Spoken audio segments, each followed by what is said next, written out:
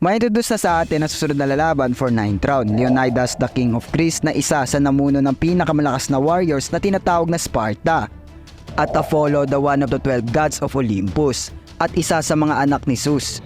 Yo di senpai ko, bali ayan lang yung mainit-init na tatalakay natin ngayon sa chapter 78 na pinamagatang The Sun God and the Rebellious Hero. By the way, kung hindi ka pa nga naka-follow or subscribe sa ating social media account, pakihit na yan para lagi ka updated sa mga bagong release video natin. Maraming salamat. Bago tayo mag-umpisa, unting recap muna tayo sa previous video. Nanalo ang God sa 8th round dahil sa tulong ni Beelzebub, kaya't nahinto ang win streak ng mga mortal at ang score ay all 4. Nagkaroon pa nga ng revelation sa nakaraang chapter patungkol kung sino nga ba si Siegfried. Tinanong pa nga ni Buddha kung ito ba daw yung reason kung bakit kumampi si Brühel sa mga mortal, para lang mapunan ang kanyang pansariling interes, which is iligtas si Siegfried sa kamay ng mga gods. Si Siegfried nga ay dating kasintahan ni Brühel na nakulong sa Tartarus dahil sa pagpatay niya sa dragon. Nakalokoit nga ito sa pinakailalim ng underworld ang kanyang hawla, at kung inyo mapapansin, naggrabe yung seguridad sa kanya dahil napupuno talaga ito ng kadena. This is how explain kung gaano ka-threat si Siegfried sa mga gods. Then hindi nga inamin ni Brühel kung ex-boyfriend niya lang ba si Siegfried, so possible till now ay sila pa rin. Sa chapter nga na ito, naghahanda na ang dalawang panig upang puntahan ang kanilang susunod na kalahok. Kung inyo maisilayan na naglakad ang mag-ama na si Zeus, Ares at Hermes. Nakita nga ni Hermes na stress na si Ares sa susunod na kalahok for 9th round. Kaya't ang tugon niya na wag masyadong mabahala si Ares dahil magkukos nga daw ito ng paglagas ng kanyang mga buhok. Bali nga ay nabahala si Ares dahil 4 na talo na sila at 4 na panalo na. Then nagawa pa nga ng mga mortal makalid sa kompetisyon. At yung magiging next na kalahok pa nga daw ay hindi kaaya-aya o hindi nababagay sa pakikipaglaban, dahil ang kalahok nga daw na ito ay walang ginawa kundi magpagwapo na lang. Narinig nga ito ng kanilang ama ni Zeus, kaya't nagsalita si Zeus, ang gods nga daw na ito ay malakas. At doon nga mga kaibigan, nung napaparoon na sila sa kanilang lokasyon, may kita nga natin yung malaking estatwa sa malawak na paliguan. Then sa baba nito ay matatanaw natin ang magiging next representative ng mga gods. Nabastusan nga si Ares sa god na ito, sa dahilan na nagawa nito puntahan pa at makipagkita mismo sa paliguan niya na pinapalibutan pa ng mga kababaihan. At dito nga mga kaibigan ay tumayo na ang susunod na kalahok. Siya nga ay si Apollo, ang isa sa mga 12 Olympian gods at ang anak ni Zeus. Bali siya ang susunod na lalaban for 9th round ng Ragnarok. Nagkaroon pa nga ng biruan ng magkakapatid na si Ares at Apollo, at doon ay pinag-utos ni Zeus sa kanyang anak na si Apollo na mag-prepare na dahil siya na ang susunod na lalaban. Binalita nga ni Hermes yung patungkol sa pagkamatay ng ibang gods sa paglalaban na sila Hercules, Poseidon at Hades. Bali binibigyan ni Hermes ng babala si Apollo na ang mga mortal ay hindi basta-basta. Nalungkot nga si Apollo nung malaman niya ito. Then ito nga rin nag-udyok palalo sa kanya ang pagbutihan ng paglalaban para magbigay ng puntos sa mga gods. Bago nga tayo magpatuloy, by the way, this video is sponsored by XWorld, isang online apps na mayroong play to earn mechanism. Ang apps nga na ito ay mayroong maraming laro na pwede mong i-download. Then at the same time ay magkaka-earn ka ng build tokens. Diba ang lupit sa simpleng pag-download mo ng mga apps at paglalaro nito ay magkakaroon ka na agad ng build tokens. Ang build tokens nga ay pwedeng i-convert to USDT at mawi-withdraw using GCash, bank account and also Lazada apps. In just instant, makukuha mo agad ang earnings mo. Napakaraming games of choices dito like Mobile Legends, Clash of Clans and also Call of Duty.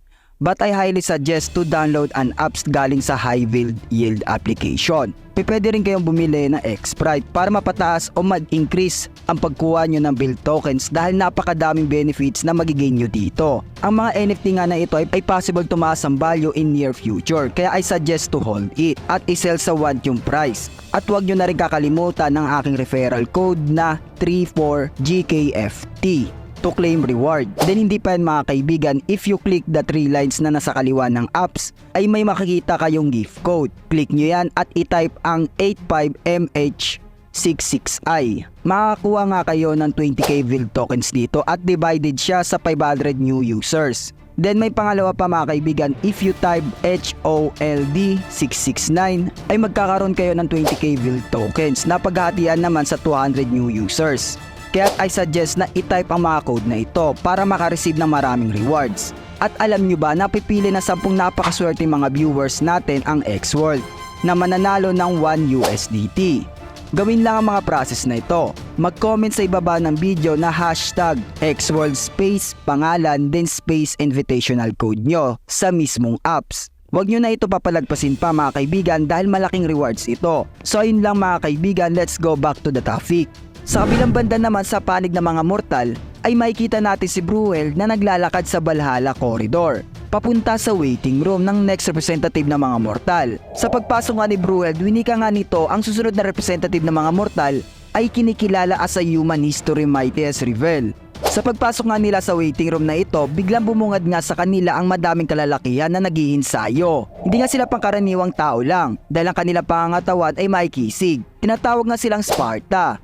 At ang trademark nga ng mga warrior na ito ay pagkakaroon ng helmet at malaking kalasag na ginagamit nila sa pakikipaglaban. Noong napaparoon na nga si Bruel sa mismo lokasyon ng representative ng mga mortal, nagsabi nga si Bruel na humihingi na paumanhin dahil sa matagal na paghihintay ng fighter na ito. At ang representative ng mga mortal na lalaban for 9th round ay walang iba kundi si Leonidas, ang hari ng Greece. Pero sa hindi inaasahan nga ay nag-refuse si Leonidas sa alok ni Bruel. Dahil para sa kanya, ang pakipaglaban for 9th round ay wala naman daw talagang saysay. Bali yung iniisip nga ng hari ng mga Sparta ay magiging waste of time lang yung pakipaglaban niya sa kalagitnaan ng round.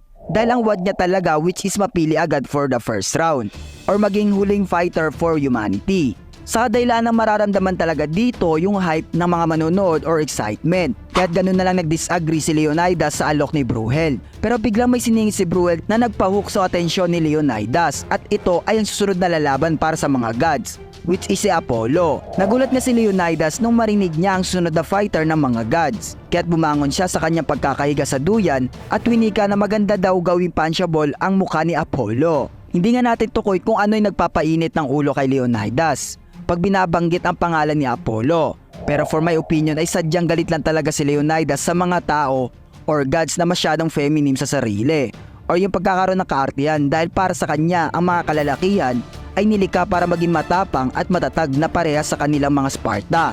Dagdag pa nga ni Leonidas na meron siya 3 nagugustuhang gawin sa mundong ibabaw na ito, which is magbasa ng mga libro, uminom ng wine na may kasamang keso, at ang pangatlo nga daw ay bugbugin ang katulad ni Apollo. Kaya nag-declare na nga ang King of Sparta na tinatanggap niya ang hamon for 9th round.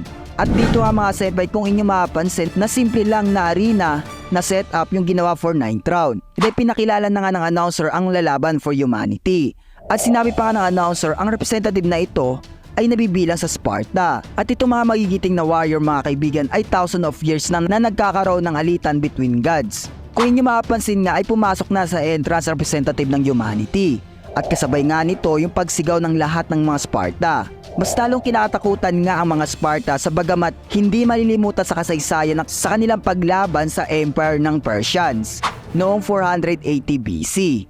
Sa digmaang naganap nga na ito ay outnumber ang mga Sparta dahil 300 warriors lang ang bilang nila laban sa milyong mga Persian warriors. Pero kahit ganon ay nagawa ng mga Sparta mag-dominate sa digmaan. Hindi nga naging alintana ang kanilang bilang dahil ang mga Sparta ay capable talaga sa pakikipaglaban or simula't umpisa ay nahubog na sila sa pag-iinsayo.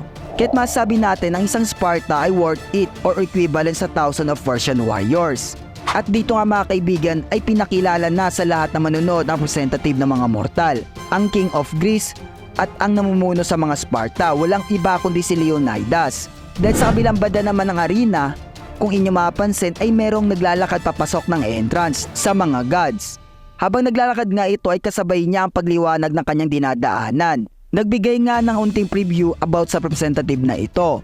Sinabi nga na dahil sa kanyang armas na pana at arrow ay nagawa ng gods na ito ma-take down ng legendary serpent. Then ang gods nga na ito ay kinikilala rin dahil sa pagiging kalmado, pagkakaroon ng kagandahang muka at pagiging magaling sa musika. Bali nagre-reflect nga sa gods na ito yung pagiging gods of sun niya. At isinigaw ng announcer ang pangalan ng representative ng mga gods, walang iba kundi si Apollo. Bigla nga nagtilian ng lahat ng mga kababayan na gods sa kagandahang muka ni Apollo. Then yung ibang muscular body ng mga human ay naiirita sa personality ni Apollo, na halos same kung paano mainis si Leonidas kay Apollo. At dito nga mga kaibigan ay nagkatitigan na ang dalawang fighter. At doon ay diniklara ng announcer ang pagsisimula ng paglalaban.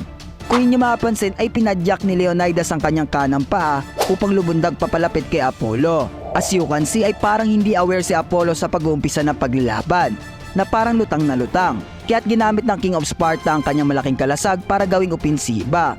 At dito nga mga kaibigan ay nagland talaga yung atake ni Leonidas. But suddenly ay mabilis na avoid ng God of Sun ang atake ni Leonidas. Sinabi pa ni Apollo yung pag-apply ng brute force or lakas daw ni Leonidas ay hindi daw kaaya-ayang tignan. Balik dinidescribe ni Apollo ang karakteristik ng King of Sparta na mahalin tulad nga daw sa asal ng hayop. Sa sobrang inis nga ni Leonidas ay bigla na lang niyang nilunok ang kanyang sigarilyo. At sinabi pag nakakita siya na katulad kay Apollo ay naiirita siya ng sobra. Bigla naman napatanong si Apollo kung nagkita na ba daw sila ni Leonidas. Pero hindi naging maganda yung pagkakasabi ni Leonidas lately kay Apollo, kaya't patanong niya sinabi kung want ba ni Leonidas masilayan ng Court of Divine Judgment. Nalatang nang iines. Ang Court Divine Judgment nga mga senpai ay isang sagradong lugar ng mga Diyos kung saan ay nangyayari ang paghahatol sa kahit sino man na nagkakasala. Dahil nga isang god si Apollo ay naging mataas ang kanyang tingin sa kanyang sarili. Winika nga ni Leonidas na hindi niya babawin ang kanyang sinabi. Dahil ang want lang talaga ni Leonidas kaya nagkaroon siya ng interes lumabas sa Ragnarok ay para lang matalo si Apollo. At doon magwawakas ang chapter 78 ng Record of Ragnarok.